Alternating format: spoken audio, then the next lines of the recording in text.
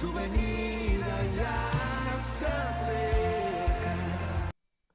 Capítulo 24 del libro de Mateo y otros pasajes paralelos en los evangelios sinópticos, tanto en Marcos como en Lucas.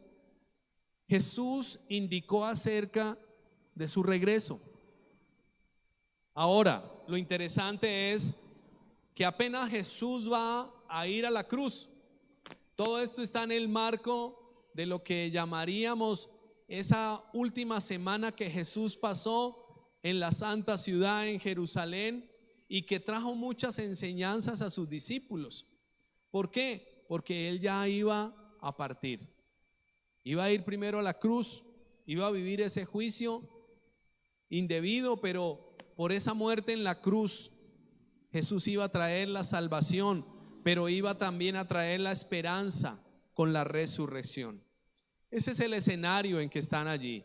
Y el versículo 24, el versículo 1 lo deja ver muy claro. Dice que cuando Jesús salió del templo y ya se iban. La última semana de Jesús estando en la tierra, estuvo en Jerusalén, pero estaba también cerca al templo, enseñando, confrontando, hablando, y sus discípulos le seguían. Y entonces los discípulos les están diciendo, es interesante el versículo 1, los discípulos le dicen: mire Jesús, este templo tan tremendo, tan majestuoso, el templo en el que estuvo Jesús, o en el que enseñó Jesús, era el templo que Herodes había reconstruido. Hubo 3 reconstrucciones o 3 templos reconocidos. El primero, el que hizo Salomón. ¿Recuerdan? Que David no pudo hacer, pero Salomón estableció un templo. Pero vino una situación y fue destruido. Lo reconstruyó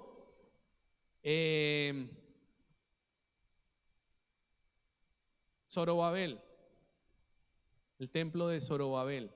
Y Josué, cuando ellos regresan, profeta Ageo habla de la reconstrucción del templo, ellos regresan. Y luego el templo más adelante nuevamente se ve afectado. Y ya cuando está Herodes en el tiempo del Imperio Romano, él hace una construcción majestuosa. Dicen que era una de las construcciones que la gente iba a visitar porque era muy bonito. Este Herodes fue conocido por sus obras de ingeniería, en Masada también, en varios lugares allí en Israel, pero una de ellas era el templo. Entonces era una construcción muy grande porque la habían ampliado, pero muy bonita también. Entonces en alguna medida había allí una serie de turismo religioso, por llamarlo de alguna manera, porque iban a admirar que el templo de los judíos, pero ese templo era el que había reconstruido Herodes. Ahora, allí alrededor de esto había una serie interesantes, y era los impuestos, las regalías que esto generaba, porque toda obra y todo sitio turístico desde la antigüedad ha generado ¿qué? Un recurso. Pero los discípulos están con Jesús y le están diciendo: uy, Señor, mire este edificio tan grande, tan bonito. Y Jesús le sale con una de esas respuestas a veces como tan aguafiestas, dirían algunos, ¿cierto? Ellos contemplando la majestad, y Jesús mire con lo que le sale. Versículo 2 le responde Jesús: ¿veis todo esto? De cierto os digo que no quedará aquí piedra sobre piedra que no sea derribada. No, Jesús, si usted hubiera sabido cuánto le costó a Herodes, si usted hubiera sabido cuánto tiempo invirtieron, si usted hubiera sabido lo que genera, los recursos que genera, no estaría hablando eso. Sin embargo, Jesús, que es el Señor, sabe lo que va a suceder a futuro, ¿sí o no? Y efectivamente, en el año 70, este templo fue destruido, y al día de hoy solamente queda un muro de este templo y de esta obra tan majestuosa. Pero le quedó una inquietud allí a los discípulos, porque dice el versículo 3 que más adelante, cuando ya estaban allí en un círculo un poquito más íntimo, más cerrado, más tranquilos. Dice el versículo 3 que estando en el monte de los olivos, se acercaron los discípulos aparte y le preguntaron. ¿Qué fue lo que le preguntaron a Jesús? ¿Cuándo serán estas cosas y qué señal habrá de tu venida y del fin del siglo? Allí está el punto central. La inquietud, la incógnita de los discípulos era: Señor, ¿y cuándo va a suceder eso? Y además de eso, cuéntanos, ¿qué señales habrá? He titulado este mensaje 5 señales de los tiempos finales. Y esto no para generar un ambiente de zozobra. Ay, pastor, ¿cuándo será? Porque aún la Biblia dice que el día y la hora nadie lo sabe. Pero eso no quiere decir que no vaya a suceder, porque Jesús también dijo que su retorno se daría, porque su palabra, aunque pasara el cielo y la tierra, la palabra se cumpliría y permanecería. Amén. Ahora, esta inquietud de los discípulos nos deja ver 2 asuntos. La primera, ¿cuándo? Que nos indica el tiempo. Y la segunda, ¿qué señales? ¿Qué cosas vamos a poder tener por señal? Yo no sé si de pronto alguien aquí ha estado del campo y le decían, en los campos de un lugar a otro no le decían vaya a la carrera 28 con la calle Quinta, no. Allá le decían, vea, cuando pase el río, o cuando llegue allá al cruce de los caminos, o cuando llegue, y era una señal, ¿cierto? O allá en la mata de plátano, o allá donde esté el cultivo de piña, o qué sé yo, ¿cierto? Le daban a uno una seña y por ahí era. Ahora uno tiene que estar aquí. Ay, si voy bien por el WIS, me dice que a la izquierda 3 pasos, 2 pasos, y bueno. Pero una señal era algo que indicaba qué cosas iban a llegar, qué cosas iban a suceder. Y esa es la inquietud escatológica, como llamarían los eruditos, o acerca de lo que está por venir. Y creo que la palabra, que es la revelación de Dios, nos habla del pasado, del presente y del futuro, hermanos. Pero necesitamos mirarlo detenidamente, porque el pasado, ¿cuál es? Pues ya todo lo que pasó, pero sobre todo nos da la claridad de cuál es nuestro origen en Dios. El presente, ¿de qué nos habla? De un llamado a la fe. Pero también el futuro, ¿de qué nos habla? De estar preparado para lo que vendrá. Y lo que vendrá en Dios siempre será lo mejor. ¿Cuántos dicen amén? A veces se tilda un poco la fe cristiana de pronto de ser muy especulativa, decir que uy, el fin del mundo.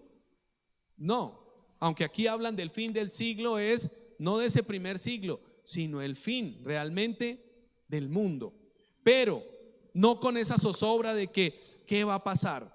Sin embargo, la señal más marcada, ¿cuál será? Que Cristo retorne por su iglesia. Amén. Y que al retornar por su iglesia, que es el próximo evento escatológico, que Cristo vendrá por su iglesia, lo más importante es no qué va a suceder, sino que estemos preparados. Amén. Porque Él vendrá por una iglesia santa, sin mancha, una iglesia que le cree, ¿cierto? Y eso es lo más importante. Ahora, dentro de este texto que leímos, encontré yo 5 señales. De pronto hay algo otras más, pero me llamó la atención estas 5 señales, y es la que quiero que miremos. Primera señal, dice allí, la proliferación de los falsos cristos. La proliferación es el surgimiento, el retoño, la producción ¿de qué? Falsos cristos. Uy, pastor, ¿cómo está hablando? No, vamos a la palabra, hermano, la palabra es muy clara. Versículo 4. Respondiendo Jesús les dijo: mirad que nadie os engañe. ¿Por qué Jesús dice que nadie los engañe? Porque iba a haber engañadores, así de sencillo. Siempre en la palabra, cuando hay una instrucción, siempre debe haber una connotación. Y la connotación es que si se da la instrucción es porque puede pasar lo contrario. Por ejemplo, si dice no se engañen a ustedes, pues es porque puede suceder que alguien va a engañar. ¿Sí me hago entender? Que está la otra connotación. Entonces Jesús les dice que nadie los engañe. Versículo 5, porque vendrán muchos en mi nombre diciendo. El texto es muy claro. No dice que pocos, no dice que vendrán, sino que dice que vendrán ¿cuántos? Muchos en nombre del Señor, que dirán que son el Cristo. Mire, ahí dice, diciendo, yo soy el Cristo. O sea que a través de los tiempos, y una de las señales de los tiempos finales es que habrán muchos falsos cristos. Muchos que se levantarán a decir, yo sí soy la salvación para tu vida, yo sí soy la solución de lo que estabas esperando. Y eso sencillamente es que un falso Cristo. Por más que salga mucho en las redes, y no tengo nada en contra de las redes porque aquí estamos compartiendo, pero por ahí también fluyen y enseñan muchos falsos cristos que dicen lo que hay que hacer es esto y esto. Ahora, recuerde que es Jesús el que estaba hablando. ¿Y Jesús quién era? El Mesías, el Cristo, el enviado de Dios. Y por eso dice que saldrán muchos en nombre de Jesús o en nombre de Él mismo. ¿A qué? A decir, yo soy la solución del mundo. Pero la escritura misma nos habla de que no hay otro camino. Jesús dijo, yo soy el camino, la verdad y la vida, y nadie va al Padre si no es por mí. El camino para la eternidad se llama Jesucristo. Y no de pronto una asociación o una reunión o una institución. El camino para llegar a Dios se llama Jesucristo. ¿Cuántos dicen amén? Eso es lo que nos enseña la escritura. Pero una de las señales de los últimos tiempos es que habrán muchos, escúcheme bien, no pocos. Así que no nos asustemos si usted por ahí los ve, los escucha o salen con alguna cosa. Habrán muchos diciendo que son Cristo. Hace unos años aquí en Medellín, bueno, aquí pues en el Valle de Aburrá, había en una casa sencillita, empezaron a reunirse, a ver movimiento, todo eso. Y bueno, de repente sucedió que era una iglesia o un lugar de culto, pero no tenía aviso, ni aún al día de hoy tienen aviso. Pero ya hoy en día ya no es una casa que alquilaron, es toda una esquina, hicieron un lugar de culto muy grande, pero no tiene nombre. Por ahí la cosa empieza rara. Pero indagando y averiguando con alguien que estaba ahí cercano, un señor, un hermano ahí de una tienda, y que van y toman tintico, compran mecato, pues él sabe qué es lo que está sucediendo allá. Número uno, es una especie de comunidad que vende algunos productos, algunos medicamentos. Hasta ahí uno dice, pues es normal, digamos, no sé, una especie de vitaminas o qué sé yo. No conozco ni estoy haciendo publicidad. Pero detrás de eso hay una fe. ¿Y cuál es la fe de esta comunidad? O más bien de los que proclaman ese tipo de fe. La comunidad central está en Puerto Rico.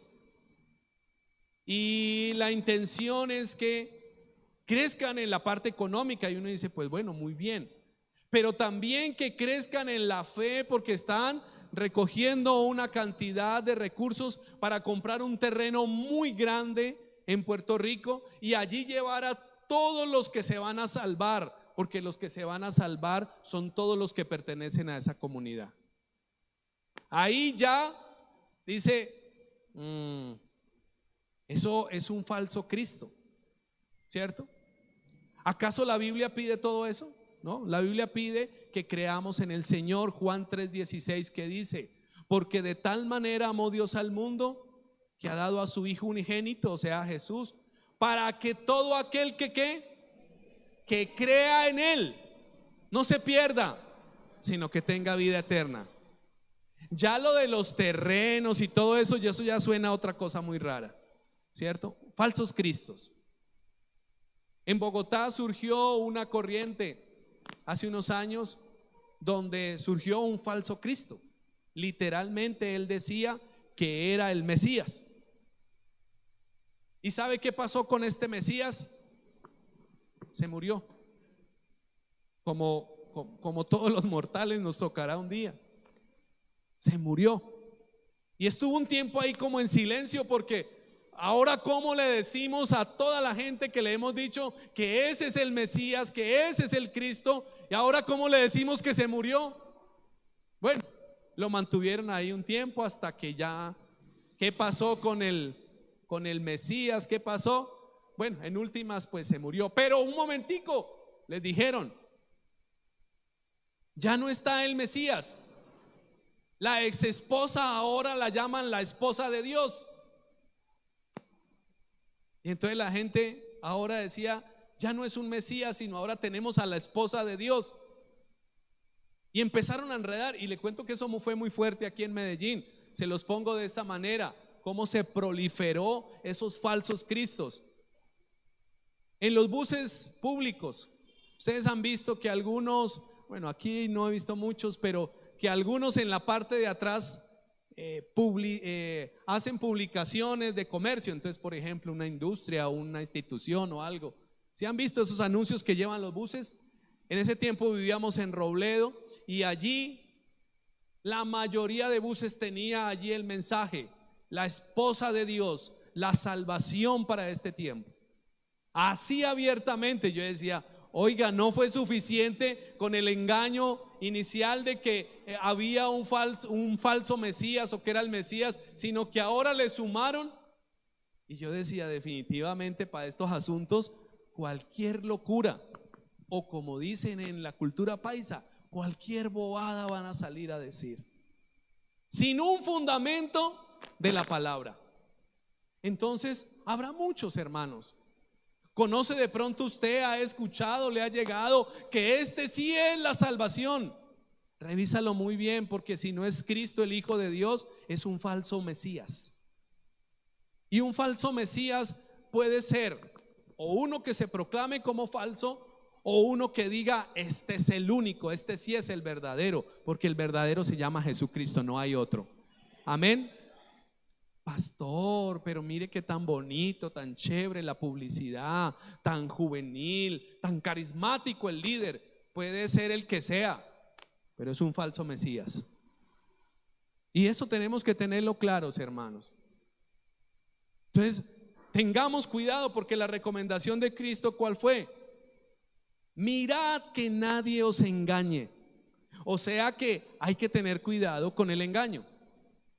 Nosotros aquí no decimos, es que nosotros sí somos los verdaderos. Que el Señor me guarde de eso. Porque ni una organización eclesiástica, ni una misión como las asambleas de Dios, ni ningún ministro, por más experimentado, estudiado, alcanza a tener el título de Mesías, porque Mesías solo hay uno, y es Jesucristo. Entonces, fijémonos que hay señales que se están dando. Ahora, mire cómo dice el versículo 11 también: y muchos falsos profetas se levantarán. Iglesia, tengamos cuidado con aquellos o con aquellas, porque aquí también se levantan hombres y mujeres a proclamarse como Mesías y como falsos profetas. Es que Dios me dijo que no sé qué, y quién es o de dónde viene. Ahora, nosotros creemos lo que la palabra dice, que hay un don de profecía y que hay profetas. Lo que pasa es que escasean en estos tiempos, pero no es un falso, sino que viene de parte de Dios para edificar y para hacer volver al pueblo a Dios. Esa es la función de un profeta y una profecía, no para confundir. Pero déjeme decirle que hay movimientos donde manipulan a través de la profecía. Y al punto que se ha convertido más es en un asunto de un mover miedoso y tenebroso de un espíritu de adivinación. Y entonces uno dice, bueno, y entonces, ¿creemos o no creemos? Sí creemos, pero tenemos que discernir y debemos tener cuidado de los falsos profetas. Yo he contado aquí la historia y vuelvo y la traigo a colación.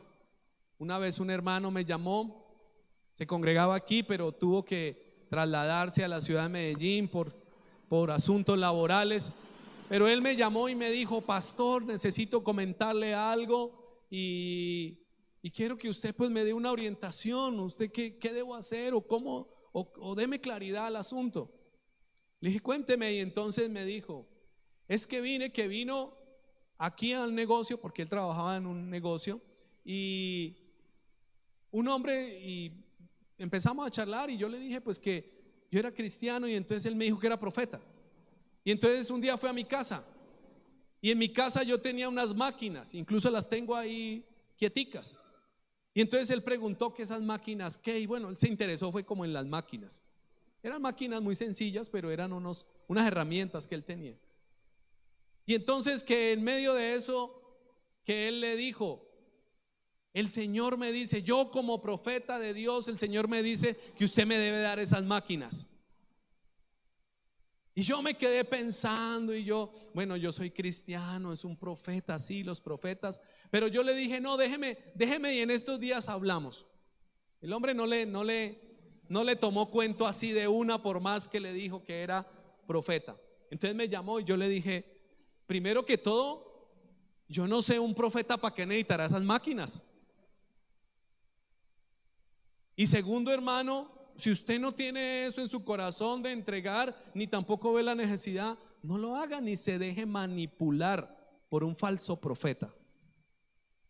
Pastor, eso puede ser muy fuerte. Sí, hermanos, Jesús dijo, mirad que nadie os engañe, porque yo siempre, como siervo de la palabra, como ministro de la palabra, como pastor, yo siempre estoy diciendo que cuando tú recibas un mensaje, ve y corrobóralo nuevamente con la palabra del Señor. Y lo que yo le dije a ese hombre, le dije, ese hombre es un engañador. ¿Cómo lo juzga, pastor? Porque un profeta verdadero no hace esas cosas. Muchos profetas saldrán ¿a qué? A engañar. Versículo 11 dijimos, los muchos falsos profetas se levantarán. Versículo 24 también de Mateo 24. Porque se levantarán falsos cristos y falsos profetas. Aquí ya los une.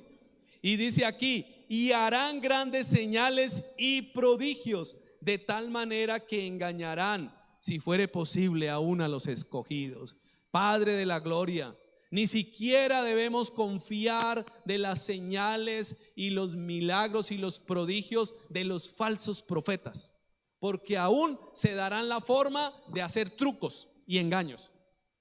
Hace unos años yo veía un programa de esos que no sé, eran específicos en los canales internacionales, y hablaban de un ¿cómo se llama eso? Un mentalista, y que movía carros con la mente y con un poco de cosas que hacía. Pero detrás de todo eso era todo un andamiaje y un engaño, un poder ahí falso, que a veces no se podía mirar si realmente era un poder, que a veces parecía un poder, o a veces era un engaño. Entonces, ¿qué harán los falsos cristos y los falsos profetas? Aún tendrán forma de manipular a través del poder. Por eso debemos tener mucho cuidado en estos tiempos. Ahora, no le estoy previniendo de que si Dios te da una palabra o quiere hacer algo sorprendente, sobrenatural, Dios no lo vaya a hacer. Sí, Dios lo hace. ¿Cuántos lo creen? ¿Y cuántos han recibido cosas sobrenaturales y profecías que se han cumplido en su vida? Yo las he recibido. Y eso no es un motivo para decir, no, ahora yo no, pero sí para tener cuidado. Ten cuidado, porque ¿sabes cuál es la costumbre? Que alguien que se entera de que tú eres cristiano y quizás tiene la tendencia a engañar y a decirte, mira, es que esto sí es la verdad, y te da una falsa profecía. O como se manipula también en algunos lugares, que conocen tu vida y después a la hora de orar y en medio de una oración te dicen, el Señor te dice, si era que el otro ya se lo había dicho. Qué cosa tan tremenda. Y eso me pone un poquito como que, hey, debemos guardar eso de los falsos profetas. Ahora, el asunto no es solamente guardarnos, porque ya Cristo lo dijo. ¿Cuál es la señal? Que habrán. Jesús no dijo no habrán, sino que dijo que habrán. O sea que ya sabemos que se darán esos falsos profetas, y eso no lo podemos evitar. ¿Está de acuerdo conmigo? Jesús dijo que se darán. Lo que debemos hacer es tener cuidado. ¿Por qué? No solamente porque se levantan, sino porque mire como dice el versículo 5, todos los versículos que leímos, y a muchos engañarán. O sea que tenemos que tener cuidado de no caer en el engaño. Porque ¿qué va a pasar? Que muchos serán engañados. Que usted y yo no seamos de esos muchos. Por eso debemos tener cuidado. Versículo 11 también dice que se levantarán los falsos profetas. ¿Y qué dice al final? Y engañarán a muchos. Y versículo 24 también dice, de tal manera que engañarán, si fuese posible, aún a los escogidos. Ay, ay, ay. Entonces, la primera señal de los tiempos finales es la proliferación. Y ahora con los medios de comunicación es más fácil escuchar a Pepito, a fulanito, a todo eso. Yo como pastor, yo digo, pues es que el uso de las redes y de todo eso es responsabilidad de cada uno, ¿verdad? Pero también debemos discernir y diferenciar si eso que quizás están hablando allí está de acuerdo a la palabra de Dios. No nos dejemos engañar. Recuerdo una muchacha, una hermana llamó a mi esposa un día. Eso fue despuesito de la pandemia. Pastora, mire, le voy a enviar a fulano que está predicando. Resulta que era pastor y ahora es entonces bueno, era un científico, no sé qué, y encontró por la palabra que la fe no era así, sino que era así, y entonces, y le mandó el video. Claro, alguien que había conocido y se había devuelto y había dado más crédito y más peso a la razón que a la fe. Y efectivamente argumentaba. ¿Y sabe qué era lo que argumentaba? Quería decir que no, que la existencia de Dios no se había dado, que eso era un asunto de los hombres, después de que era uno que había sido predicador de la palabra. Entonces mire que por las redes, por ahí circulan a muchos. Yo tampoco voy a llegar a decirles, mírenme a mí que yo sí soy el verdadero. Que Dios me guarde de eso. Pero más bien que podamos diferenciar entre lo verdadero y lo que no es verdadero. ¿Cómo lo diferenciamos? Con la palabra del Señor.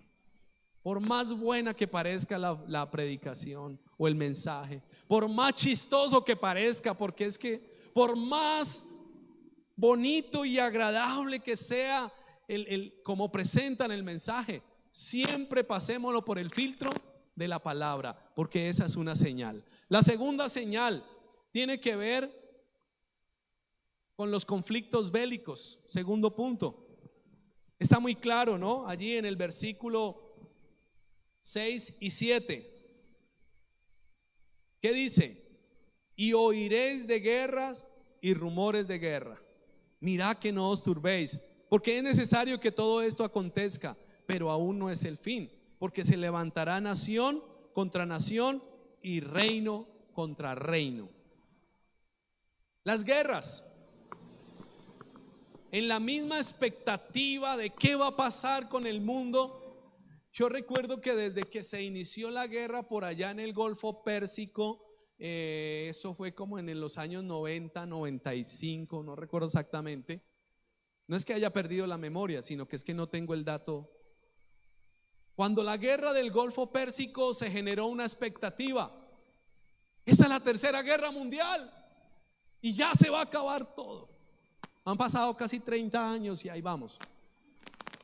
Pero eso no quiere decir que no sea una señal de que los tiempos están llegando ya al tiempo de la consumación de todo. Y el llamado no es simplemente a quedarnos viendo señales, sino el llamado número uno es a creer. Porque mire que la misma palabra lo está diciendo, pero también a estar preparados y confiar de que aunque suceda todo eso y se den todas esas señales, el Señor estará pronto a recogernos. Amén. Guerras en el norte de Europa. Hay una guerra que lleva ya un buen tiempito, creo que más de un año, casi 2 años, y no se ha acabado. Y está denominada una guerra porque ha habido mucha afectación. Y al comienzo orábamos, yo en estos días decía, ¿por qué dejamos de orar por esas naciones? Porque era triste, doloroso ver cómo una guerra ahí en la zozobra y de pronto caía un misil y acabó con un poco de vida, destruyó media ciudad. Hermanos, no podemos ser insensibles a la atrocidad de la guerra. El hecho de que no nos toque o que no estemos expuestos no quiere decir que no nos debe interesar, porque el sufrimiento ahí está. Y orábamos, incluso yo escuchaba mensajes de pastores que estaban allí en Ucrania orando y pidiéndole al Señor para que los guardara. Pero esa guerra no ha terminado.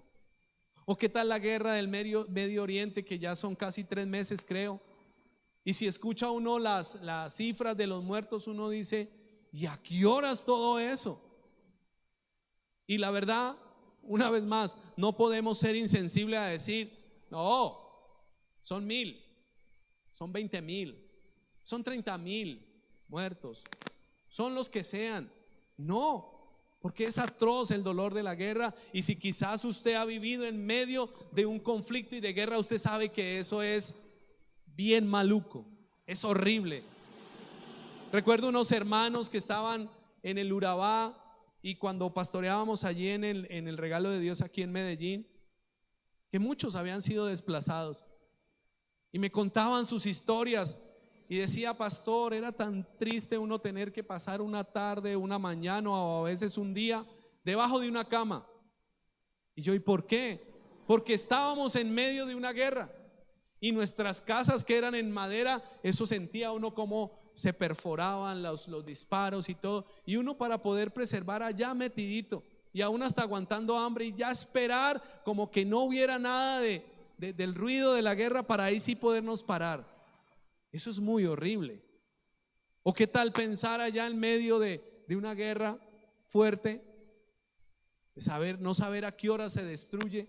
Eso, la verdad, eso es una zozobra. Pero ¿qué dijo el Señor? Dijo el Señor que aún no debemos angustiarnos. Dice, mirad que no os turbéis, porque es necesario que todo esto acontezca. Qué tremendo. ¿Por qué? Por la señal. Por la señal. Ni usted ni yo podemos evitar una guerra. Orar sí. Pero ¿cómo decidimos? ¿Cómo le decimos a un dirigente de una nación? No, pare, no, eso ni quiera.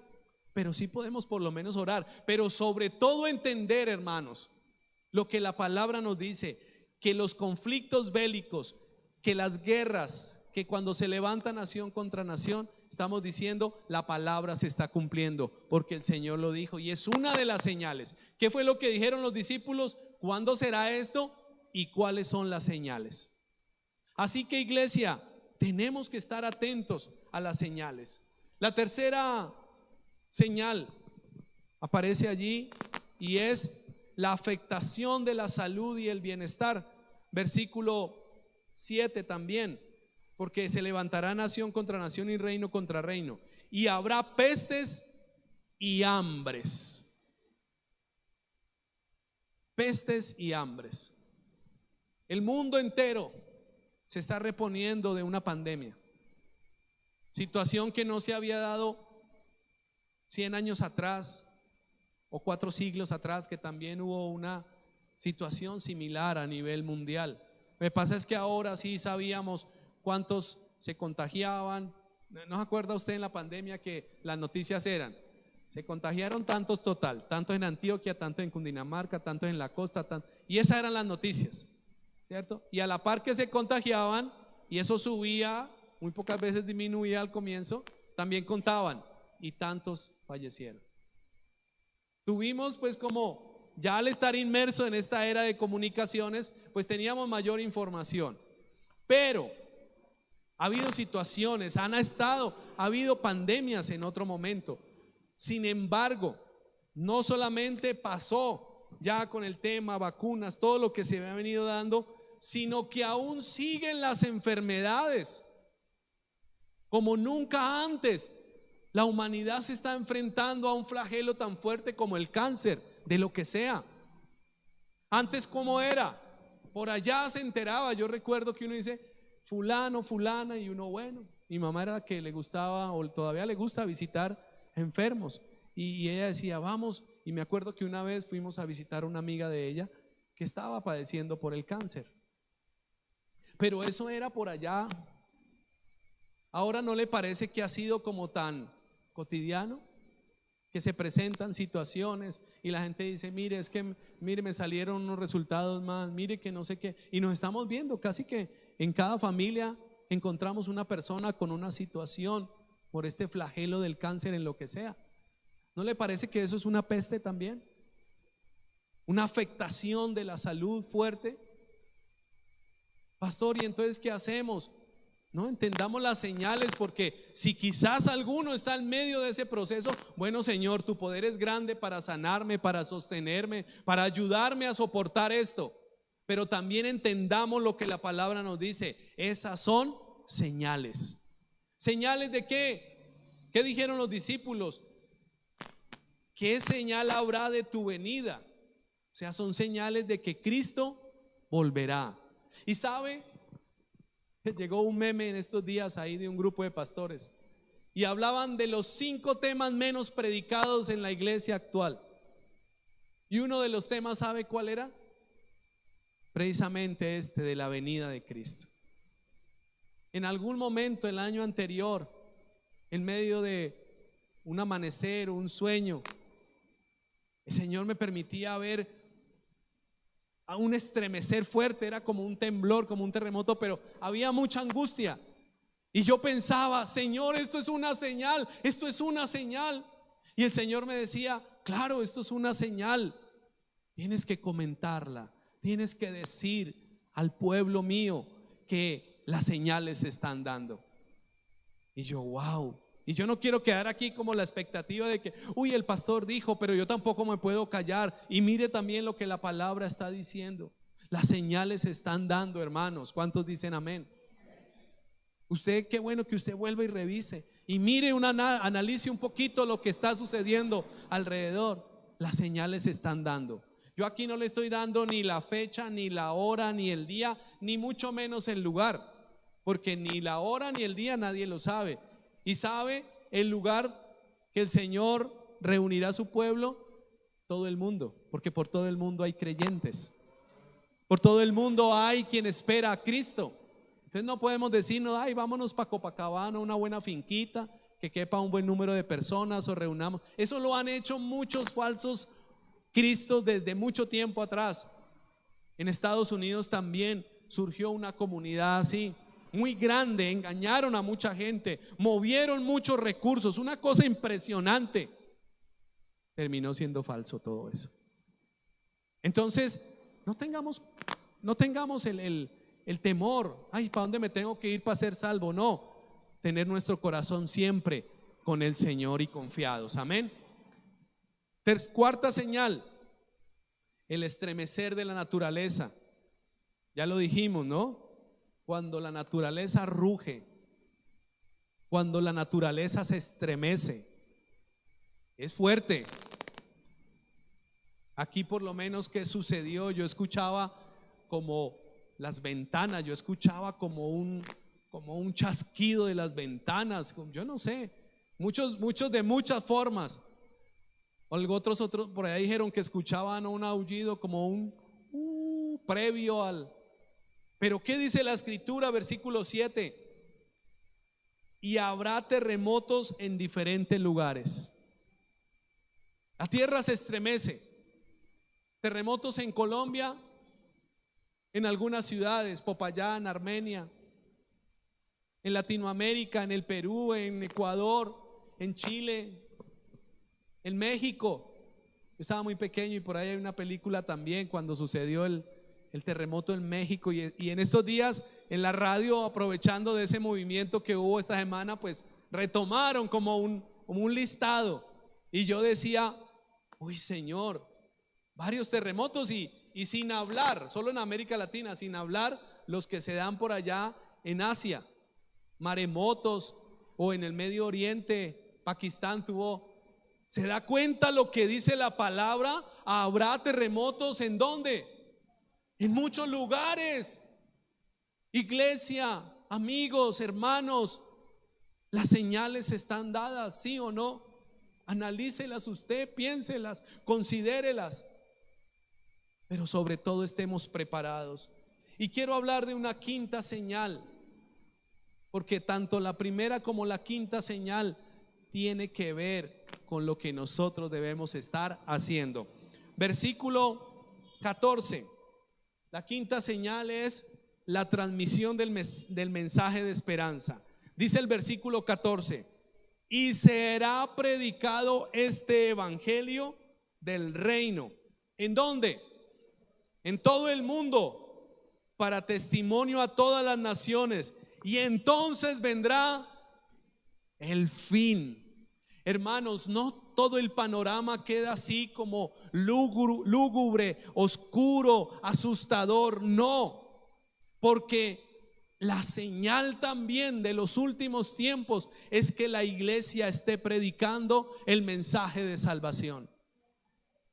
Y así como por los medios de comunicación, las redes, hay muchos falsos enseñando cosas que no son, las redes también han permitido para que el mensaje llegue a muchos más lugares recónditos, y que se lleve el verdadero mensaje. Por eso una de las señales también es que la iglesia esté transmitiendo un mensaje verdadero de esperanza. Porque aunque pareciera que las pestes, los terremotos, las guerras, las hambrunas, todas estas dificultades quisieran tomar dominio, todavía hay esperanza en Dios. En Cristo hay esperanza, pero esa esperanza hemos sido llamados nosotros ¿a qué? A llevarla, a compartirla, a transmitirla.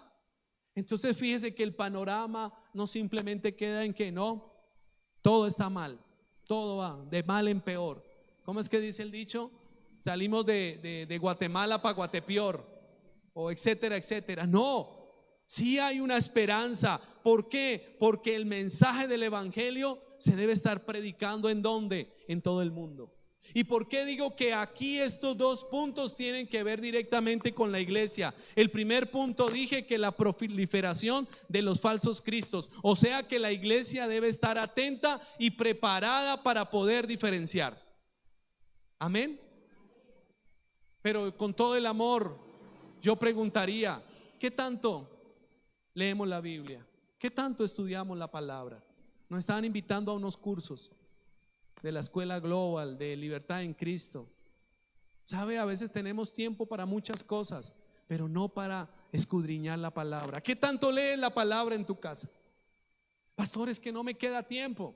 Una vez nos compartieron aquí un mensaje que toda esta sociedad moderna está angustiada por el tiempo. Y es que a veces en verdad el tiempo como que no alcanzara. Yo no sé si usted pasa días en que usted dice, bueno, hoy tengo que hacer esto, aquello, esto, y cuando al final del día dice, ay, no alcancé a hacer esta otra cosa, este asunto, ay, no me alcanzó el tiempo porque se le va el tiempo, ¿sí o no? Sin embargo, ¿quién es el dueño del tiempo? Dios debe ser el dueño de nuestro tiempo, pero curiosamente no tenemos tiempo para cosas de Dios, como estudiar la palabra. Cuando a los cajeros de los supermercados,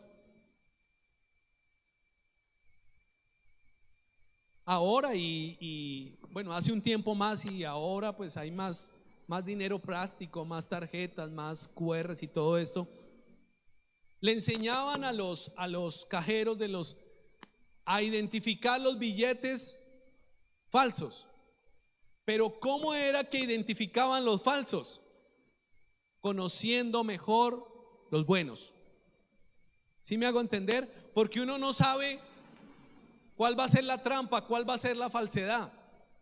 Imagine que una vez yo escuché una noticia que habían incautado en una casa a unas personas que estaban haciendo billetes de 50,000 falsos, pero lo curioso era que medio era verdad, medio era bueno y medio era falso. Es decir, de un billete de 50 sacaban dos. ¿Cómo lo hacían? Yo no sé, porque la astucia para la maldad y para las trampas es cosa tremenda, hermano, ¿sí o no? A veces uno mira, oiga, pero ¿cómo hacen esos engaños? Mire todo lo que estamos viendo de situaciones difíciles, de estafas, de engaños por las redes, por los celulares, por todo eso. Y uno dice, oiga, pero esta gente ¿qué cabeza tiene para poder llegar a hacer todo eso? Y tristemente muchos caen, como dice el dicho, ahí redonditos. Una vez acompañamos una situación de una familia y yo decía, ¿a qué hora los engañaron? Como dice el dicho, ¿a qué hora los tumbaron? Porque no fue que le dio clic, sino que fue que le llegó un mensaje, que le llegó la encomienda de no sé dónde, que vaya, reclámela, pero que tiene que consignar, que tiene que hacer. ¿Sabe qué era lo más duro? Que yo después pensaba, yo dije, ¿y cómo llegaron a hacer todo eso? Lo más duro era que no tenían plata. Pero ¿sabe hasta dónde los llevaron? ¿O hasta dónde fue como el impulsar, qué sé yo, la codicia o la inocencia o qué sé yo, no sé cómo juzgarlo? Hasta el punto que fueron e hicieron avances y consignaron plata. Yo decía, oiga, pero es que tiene que estar uno pues ahí. Y no le estoy hablando de 500,000 pesos, estoy hablando de 30, 40 millones de pesos. Y cuando se atendió, cuando pues escuchábamos y yo pensaba, bueno, Señor, ayúdalos, porque pues no podemos al caído llegar y caerle y decirle, se lo advertí. No, pues ya qué. Pero yo sí pensaba y decía, cómo la astucia del enemigo, de la maldad, lleva a hacer todo eso. Porque es diferente cuando usted, bueno, se le entraron a su cuenta porque usted aprobó y le sacaron de ahí. Pero que usted le saquen no solo de su bolsillo, sino aún tenga que pedir un préstamo, ya la cosa va mucho más allá. Pero el engaño está, hermanos, la maldad crece, todo esto avanza. Sin embargo, nosotros como iglesia debemos estar atentos, primeramente a lo verdadero y no dejarnos llevar por el engaño. Pero ¿cómo hacemos para estar atento a lo verdadero? Conociendo lo verdadero, hermanos. Le hablaba yo a los líderes en estos días en una reunión, animándoles a que sigamos impulsando el estudio, la capacitación en medio de la iglesia, de todos los creyentes. Y les decía yo, si hiciéramos un sondeo por lo menos, no vayamos a los hermanos entre nosotros, ¿cuántos podemos decir los libros de la Biblia en orden, completos, de memoria? Pues no leyéndolos, ¿no? Porque eso sí es muy fácil. Y entonces muchos pensábamos y decían, sí, todavía nos falta. ¿Sabe muchas veces por qué viene el engaño? Porque hay desconocimiento. Y entonces, frente al primer punto de las señales, nosotros debemos estar muy atentos. ¿Cómo estar atentos? Conociendo más la palabra. Pastor, es que no me queda tiempo para ir al seminario. No se trata si vas al seminario o no. Tú tienes la palabra, léela. La Biblia no es de interpretación privada, dice ella misma, sino que tú puedes leerla. Ahora, al comienzo habrá cosas que uno no entiende, términos, pues uno pregunta, ¿sí o no? Pero el hecho de buscar y de escudriñar la palabra nos ayudará a guardarnos de los falsos profetas y de los falsos cristos. ¿Sabe? A mí me duele tanto, eso es un sentimiento personal. Me duele tanto cuando alguien que conoce de la palabra se deja engañar en la palabra, ¿no? Se deje confundir. Yo digo, ¿qué pasó? ¿Qué pasó? Y no estoy para criticar ni juzgar, sino ¿qué faltó? Hace como 2 años tuvimos una cercanía, una persona capacitada, no solo capacitada, sino de vivencias en la fe. Y salió con unas cosas, unas unciones raras, una cosa rara. Y yo decía, Dios mío, ¿a qué horas esta persona se dejó llevar por las corrientes? Se dejó llevar, si supuestamente estaba ahí afirmada. Y entonces yo leía esta palabra y decía, aún los escogidos serán engañados. Gracias a Dios, la persona creo que ya está retomando, está saliendo, se está dando cuenta que de eso tan bueno no dan tanto, ni es tan maravilloso, porque es engaño. Y está volviendo a la palabra. Y yo digo, Señor, gracias. Gracias porque si vuelve a la palabra y si nos mantenemos en la palabra, vamos a tener cuidado de no caer en el engaño. ¿Cuántos dicen amén? Entonces, esa sí es nuestra responsabilidad, iglesia. Tener cuidado de no caer en el engaño de los falsos cristos y los falsos profetas. ¿Cómo? Capacitándonos, estudiando. Ahora, esto quedó perfecto para promocionar más las escuelas, pero no lo dice solo, no es sola esa la intención, sino es el llamado, iglesia. De verdad que sí, necesitamos conocer, acercarnos más a la palabra, no descuidarla,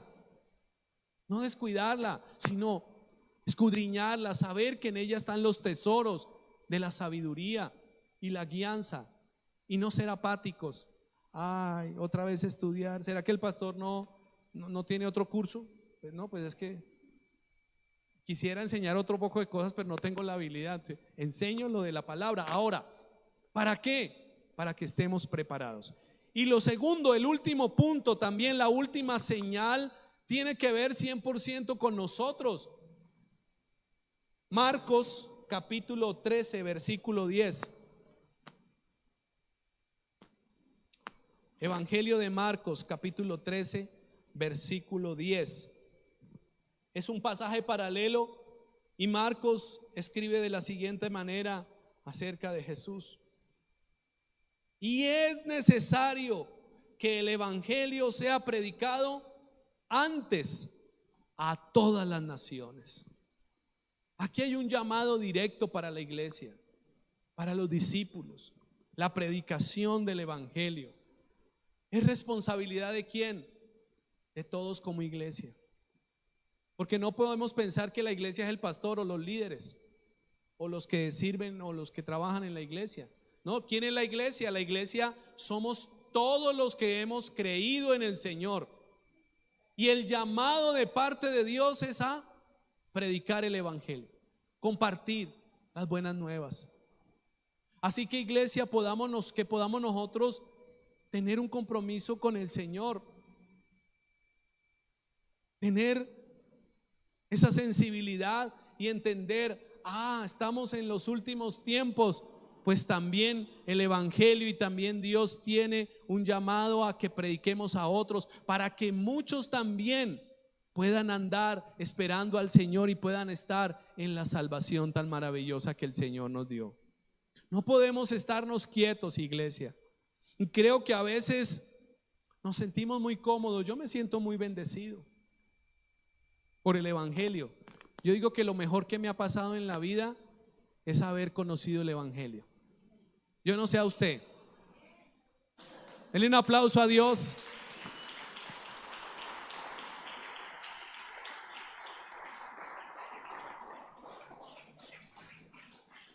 Pero también, escúcheme bien, también somos agentes de movimiento y de dinámica en los últimos tiempos. ¿Con qué? Con la predicación de la palabra. Hace unos años atrás, tal vez, eso fue antes de la pandemia, me invitaron a una reunión familiar y yo dije, voy a llevarme unas Biblias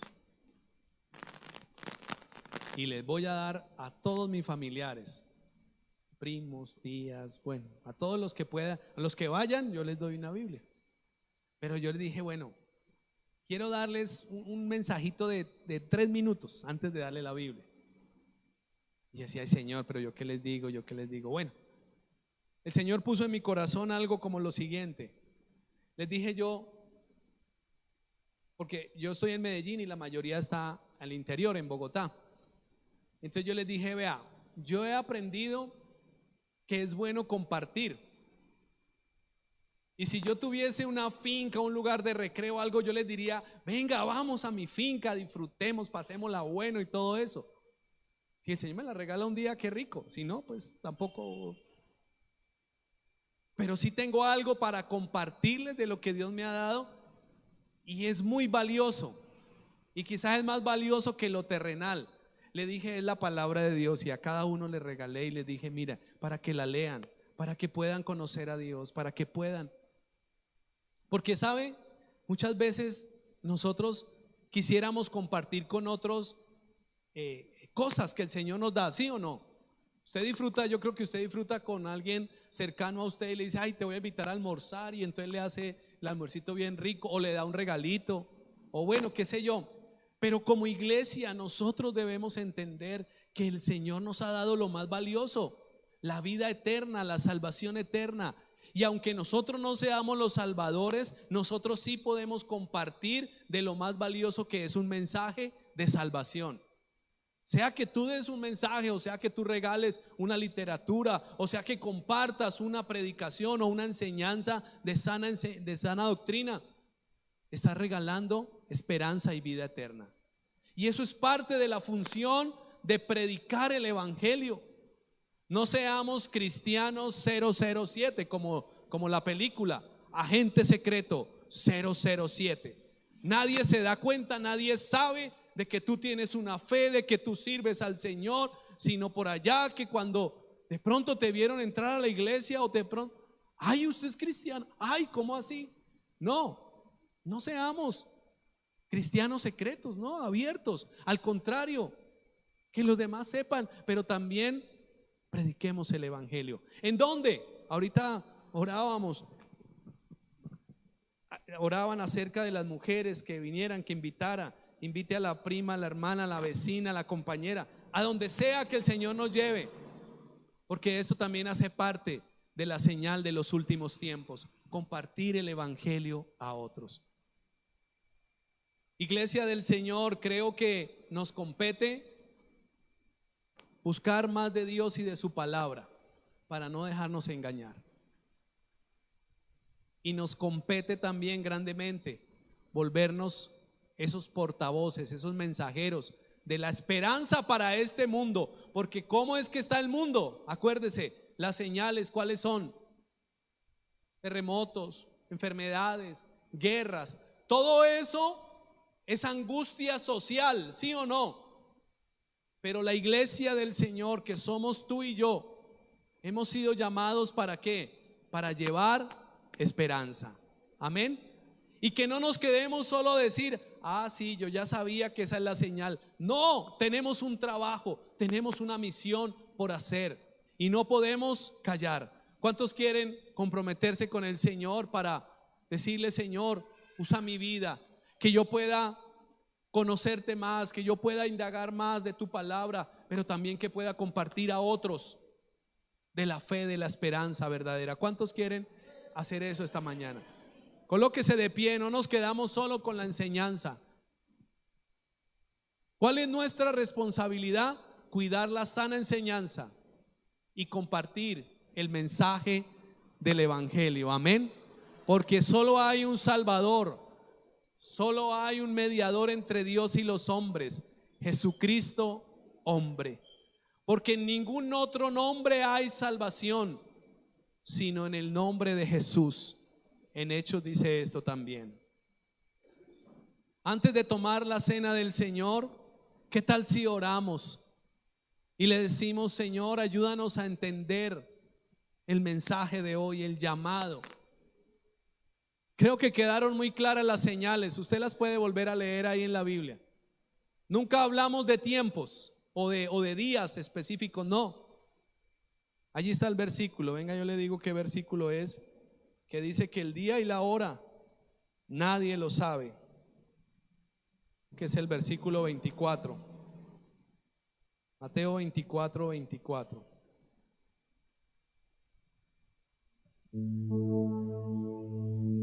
Ah, no, ese es el de falsos maestros. Bueno, aquí está en el mismo texto de Mateo.